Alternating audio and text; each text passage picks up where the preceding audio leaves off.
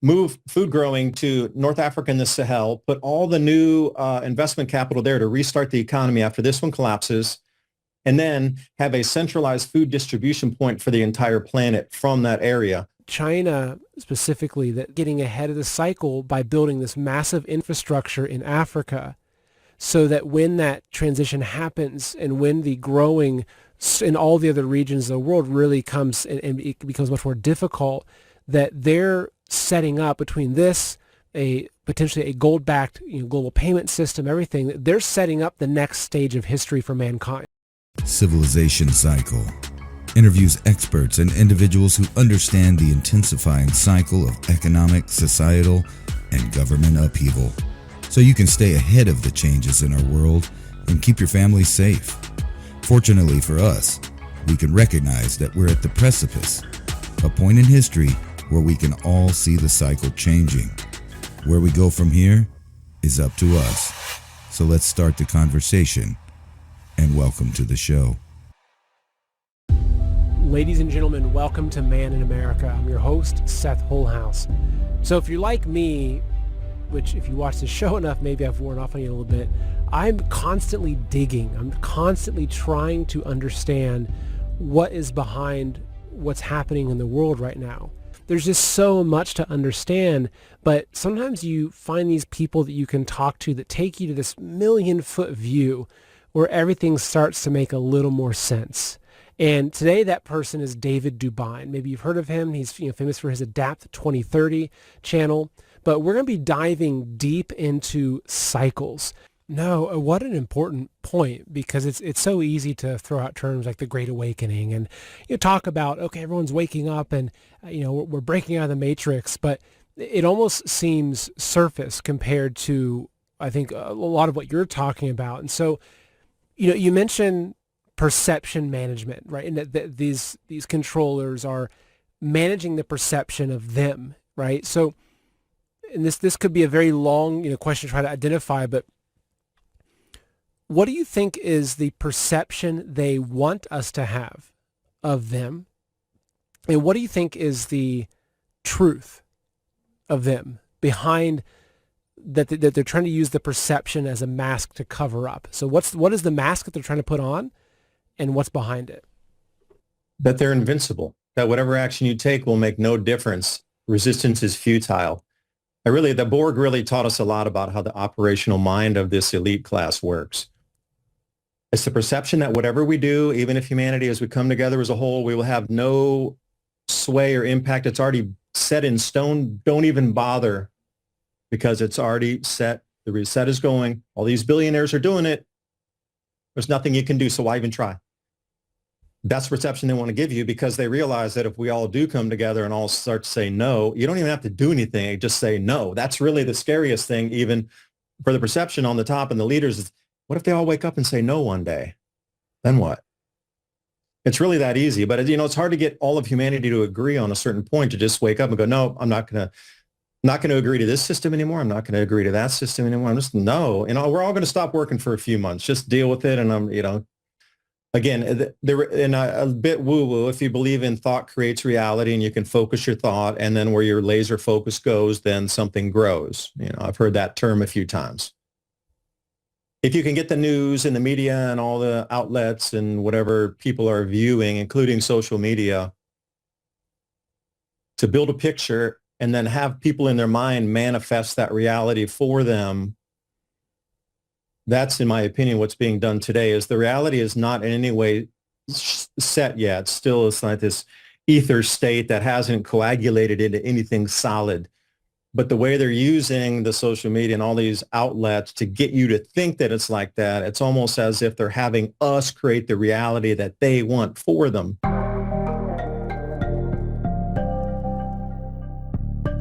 It's such an important reminder, is that it is that simple. I mean, because I think especially for someone that here in America, I grew up in a really simple Midwestern middle-class family. There was nothing crazy about the world. It was relatively peaceful. And for me, what really shook me up was learning about, communism and this evil that kind of broke me a little bit, and like, oh my gosh, like this world is not what I thought it was.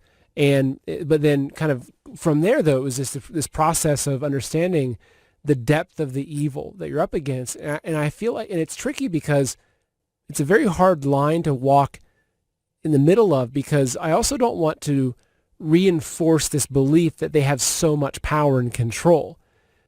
What the truth is that they really are the old man behind the curtain and Wizard of Oz.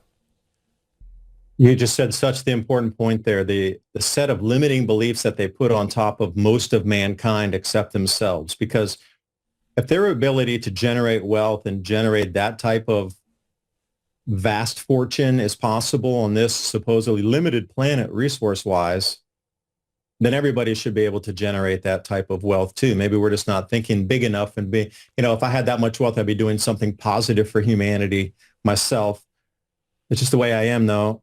I'd like everybody to have a meal at night or have extra food so they can solve problems and be disease-free, but that's just me. I think all the world should have that as a baseline operating procedure. Is you have 3 meals, everybody has extra calories. Stuff should just be way back in the past, like lead pipes from the Romans. Like, that's how far we should be in the future. That's what I would be doing with my billions and trillions. But see, the limiting belief they put on top of humanity is you can never, and I always hate that phrase, hard-earned money. Why is it hard to earn the money? They start you from kindergarten. It's hard-earned. There's not enough. There's a scarcity, but not for them. What are they doing differently for manifesting this perception of reality to build that and have it come into their hands versus what they're teaching the rest of us down here? Because I'll blow your mind for a second here too, is we as humans, we need food. That's one of our things. We need food and water and air. And if we don't have enough of that, then we die. So as this change in magnetic field on our planet happens, the areas where we can grow food, generally, just as a general, anywhere 45 north and above is going to really reduce in yields. And some place will come down to zero, like Canada's struggling right now. China's struggling. Up on our border area, struggling as well. So there's a lot of areas that have been mapped out in previous cycles where food production decreases. Australia would be one of them. South America is another. So the whole thing is, with all this going on, you heard this term BRICS nations. That's the largest transfer of wealth in human history. Now, where's it transferring to? Well, it's going over to Middle East, North Africa, etc. But with the research I've done and many other, the Sahel area of Africa is going to become much wetter, which it already is. And then they haven't tapped any of those aquifers under there, the Nubian Sandstone Aquifer, the Sus Aquifer, and there's many others. They could set up a new grow zone, and this is one of the plans I'd read about before. They want to set up a new grow zone in the Sahel and North Africa using the new water resources that they expect to last for the next 1,000 years. This is at least a 1,000-year cycle change of rainfall starting to fall as regularly as we can measure our rainfall now here in Tennessee or something. And they could tap just like they do out Midwest. And, everybody's screaming about the aquifers are drying out. They're polluting the aquifers and everything. They haven't tapped theirs yet there in Africa. So if you can move an entire food growing industry over there, and this is the most nefarious thing, the reason I'm trying to bring it up is their grand plan is to, because of global warming, stop growing food in all these other areas, move food growing to North Africa and the Sahel, put all the new investment capital there to restart the economy after this one collapses, and then have a centralized food distribution point for the entire planet from that area under control of, the same people in companies you just referenced. That's where they're trying to take it already and the thing that, is going, all right, well, they're already admitting then that food production in these same areas that were going offline because of the same cycle we're in, there's now an opportunity for them to consolidate the world's food growing area under one regional area. And, Africa is just so large on the maps. And the maps are deceivingly how small it is. It's very much larger than the maps are deceiving. Africa's, if it was going to be on my, be probably 3 times bigger on a map of any map you've seen.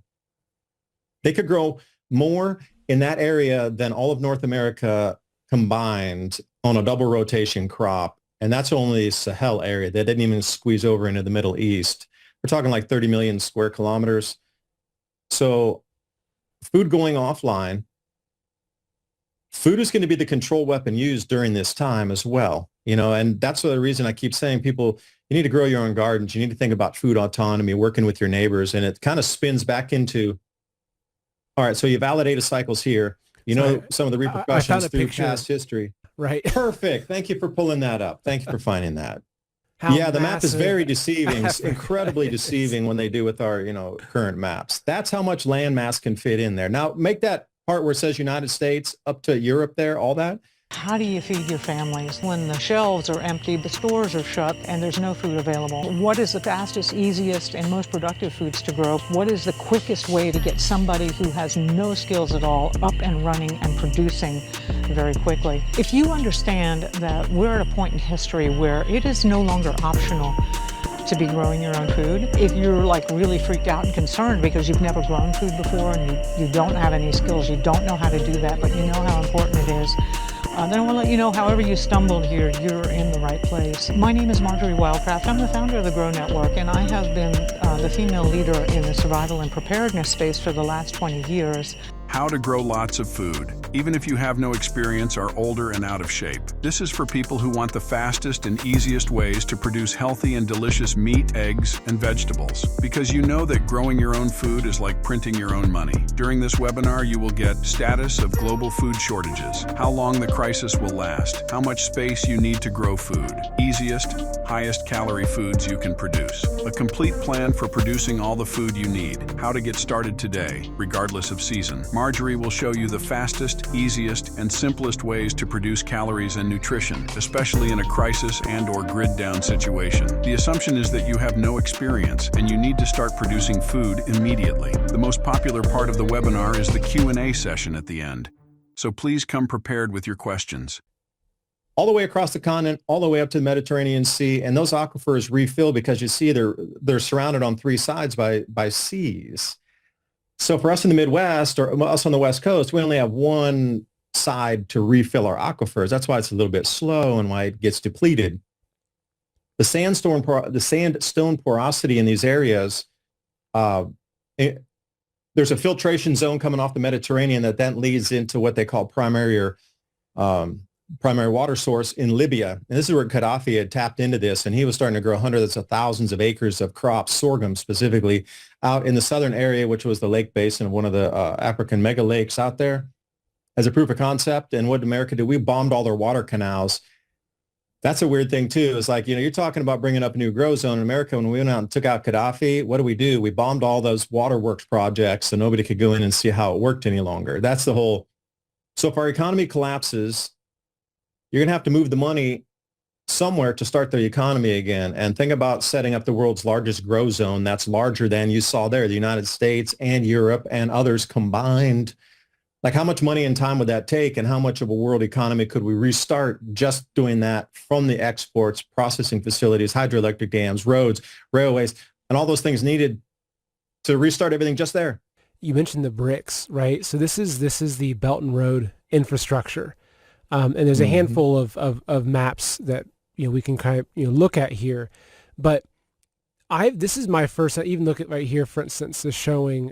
Here we go, like showing these trade routes, right, that go from Europe to Africa to China across Asia.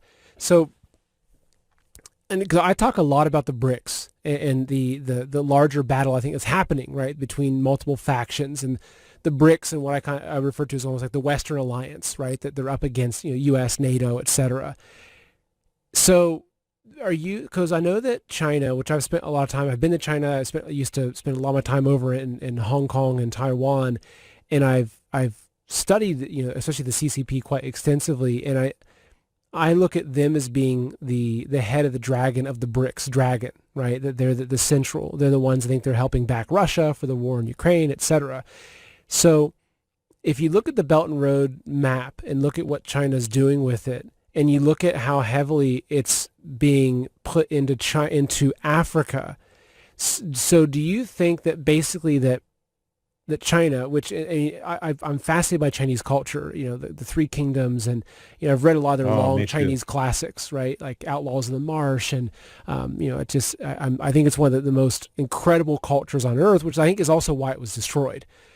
Also, with China and the Asians, but Chinese specifically, I remember talking to Martin Armstrong about this, and he had a student that was Chinese, was explaining, and the student had said, look, the Westerners think in terms of linear. You think point A to B.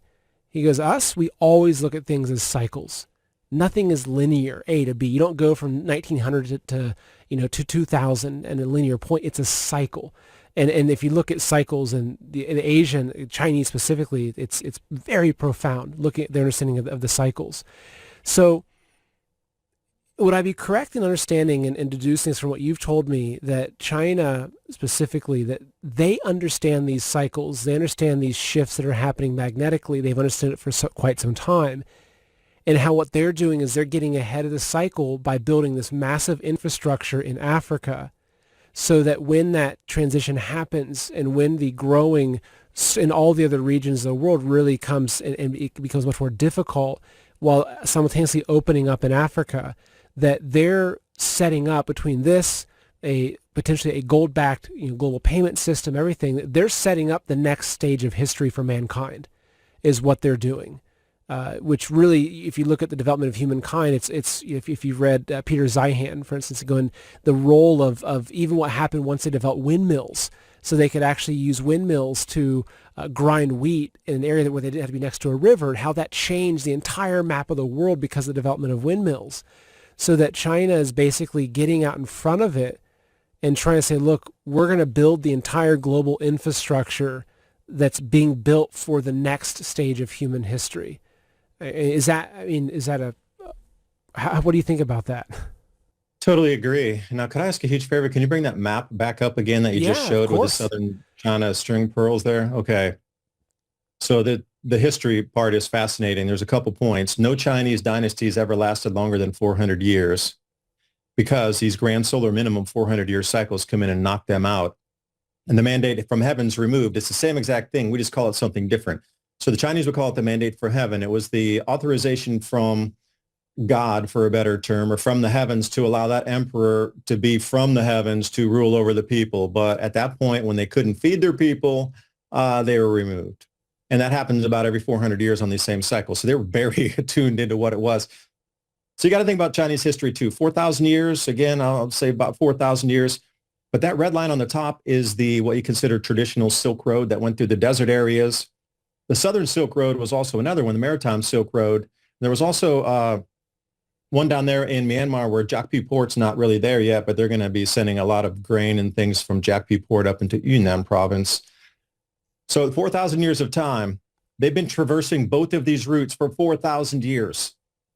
Do you think they would have good data on when things changed or when it didn't change? Like, what's the correlation between a change down in the Nairobi compared to somewhere in Kazakhstan or coming out through Kashgar on the far west of Xinjiang or something?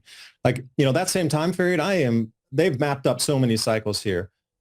They've probably seen at least 10 grand solar minimum cycles come and go. And they have the data on north points and south points, both sea route. They would know how the seas changed, sea temperatures, fish migrations, tidal action, that sort of thing on the southern route. And also those land points where it touched, they would know how the climate changed there. But then during the desert areas, they'd know when it would get greener, when it would get drier. They would have all these different data points through that area that on map shows for 4,000 years of multiple cycles.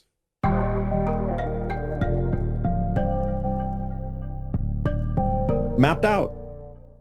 Who's going to control the future? Somebody who just sailed over here 200 and some years ago and says they know this continent, or if somebody who's been running trade routes for 4,000 years that actually knows?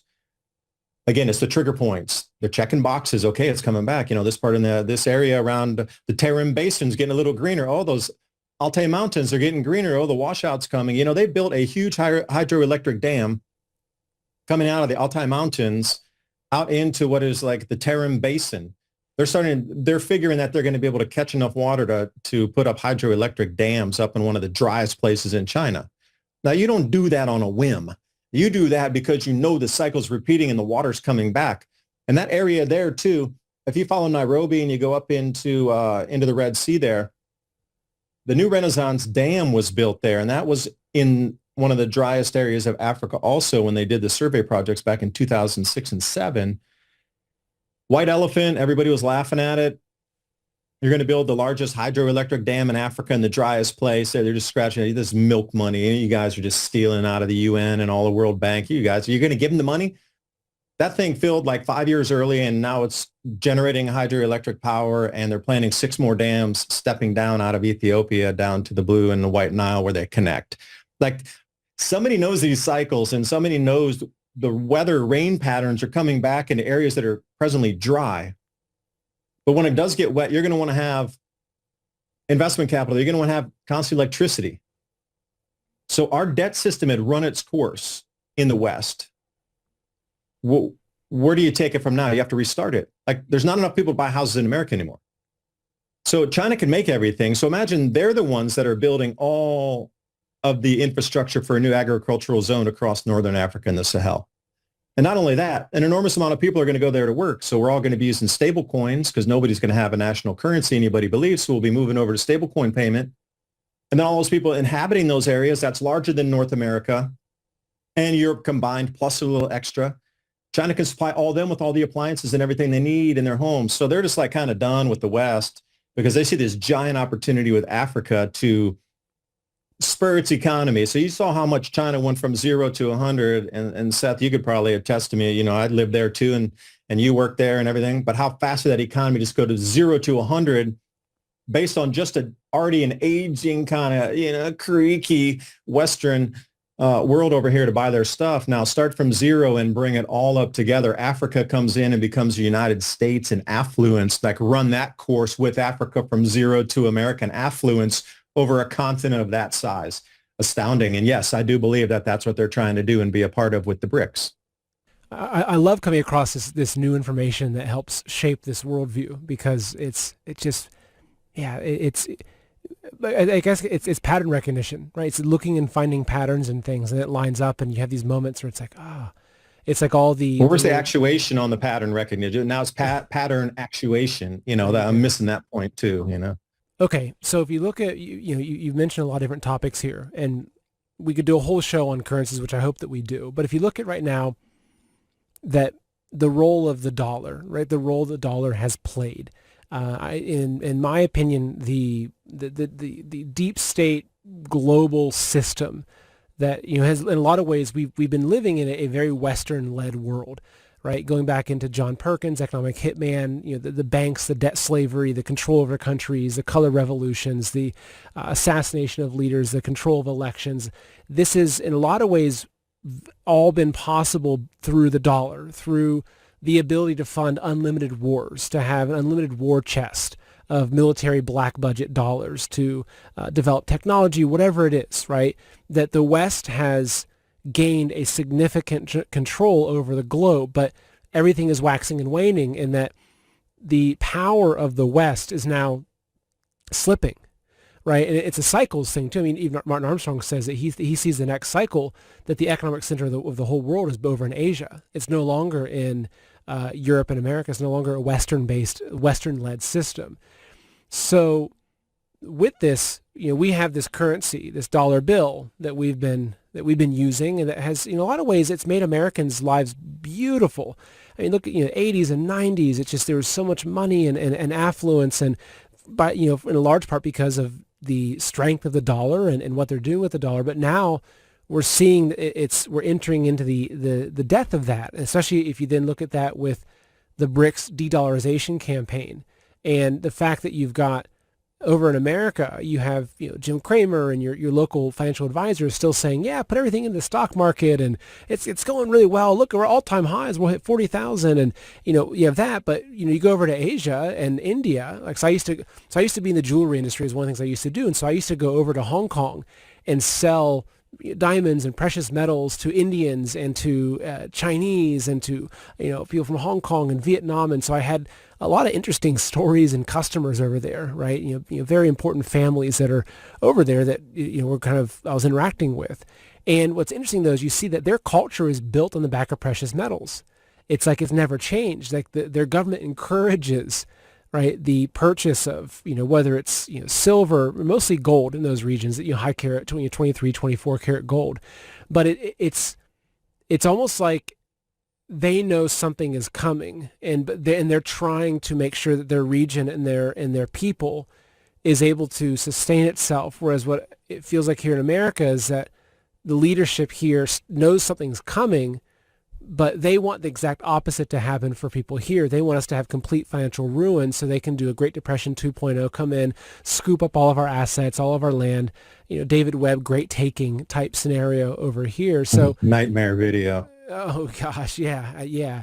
So how do you see, I guess if it does my assessment match yours, and if it does, or in some way, how do you see things playing out over the next, say, 5-10 years or so? Because I feel like that the inflection point of the cycle that we're hitting is very, very close, like very close. Even this morning, my wife and I were talking to our nanny and saying, look, talking about schooling. We have a 3-year-old that's, and we're saying, look, like we think that within 5 years, the whole world as we know it's going to be different. It's not going to be the world we look at right now. But what is your take on that? We'll come to that PDF that I sent you. The near term is in the next 6 months, that transition point, which you're referencing, will be in earnest, in full play. Now, as it tapers out from there and moves forward and action, reaction, that's going to take a couple of years. But the whole thing is, if you do go back through history, like the Ottoman Empire after the wars, like how much debt were they responsible for repaying? None. Everybody forgot about it. Excuse me, after restructuring. And you go back to the Prussians. Okay, and what happened during wars of that time? Well, that was 150 years. Everybody forgot about it. So the same thing, if it comes into a global war situation, even in World War II, who was responsible for paying the debt after that? One country, Germany. Everything else was rewritten down to zero. It was a war. We couldn't do it. It was an act of God. It was a war. We couldn't do it. So anytime these, things come in, acts of God or war, then all debt's written down. Oh, it was an EMP. It wasn't our fault. Well, we're going to have to write the debt down. Everybody knows they're not going to get repaid anyway, so they're just kind of playing along as, convening actors along this whole stage here. I'm convinced, I'm very, very convinced that every single head of state that you're seeing, and that includes all the BRICS leaders, all the Western leaders, they all know the cycles here. They're all playing their part because they all want to, survive through this and bring their nations through it. But what's to be sacrificed out there is this transition.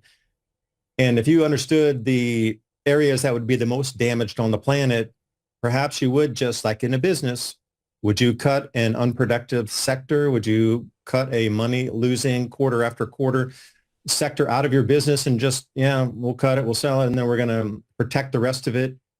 That's exactly what I think is happening. So some of these areas that are earmarked for destruction, such as the Western nations, either we won't have the ability to grow the food, which will, move food production to other places, or the distribution itself. Either there'll be some rifting to the point where, like I was convinced that a lot of our bridges are going to be having difficulty. If there was another New Madrid earthquake in the same exact area right around St. Louis where it was in the early 1800s, we would lose I would say we would lose every bridge along the Mississippi. So think about that. And all the oil pipelines and natural gas pipelines and internet cabling and everything, the locks, everything would be non-functional. And how long would that take to rebuild? Well, you would basically split into two economies within a few weeks. That sort of thing. If they're already envisioning that, then why would you keep all your resources there and continue to funnel something? Maybe that's why our infrastructure has never been fixed, because, my dad will be driving and they're like, why can't they fix the bridges? Why has it all been left to rot, literally? Well, if you knew it was going to be shaken and baked through a cycle, would you even try to repair it? I would say no. But look through history. Almost every time there's a major war around the planet or some sort of civil upheaval, those debts are forgiven. So if you think the U.S. debt, they're going to get repaid, I think it's going to go to zero. There might be some sort of swap that allows him to come in on something for the future.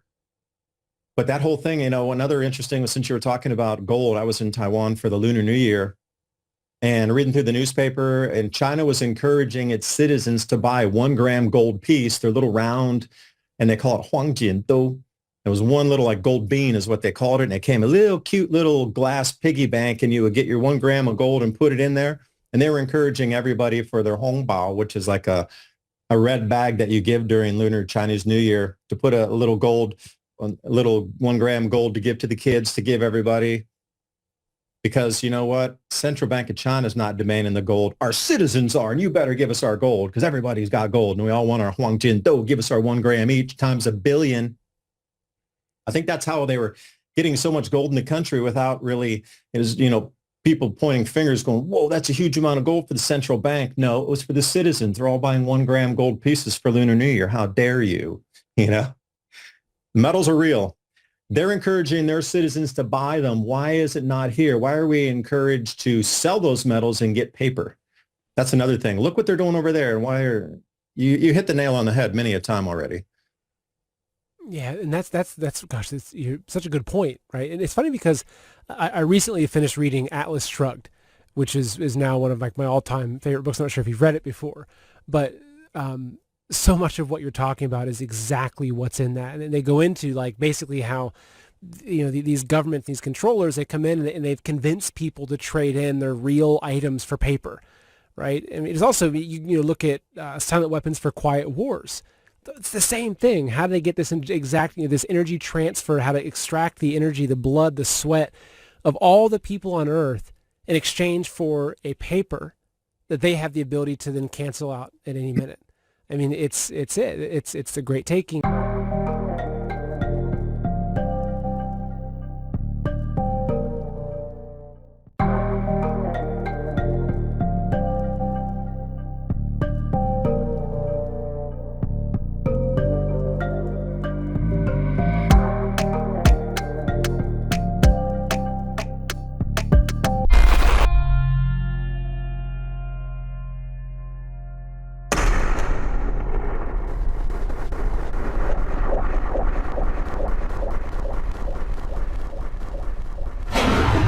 Howdy, partner. You know people are having dinner and the smart ones are eating beef. Let me tell you a brief history, or more accurately, a beef history of dinner. Domestication of cattle happened around 8000 BC, but that's not when beef became what's for dinner. We've been eating beef since times before history. The earliest cave paintings have beef eloquently depicted on the walls. Those cave drawings of the hunt were for the aurochs, a primitive bovine. That's right. Beef.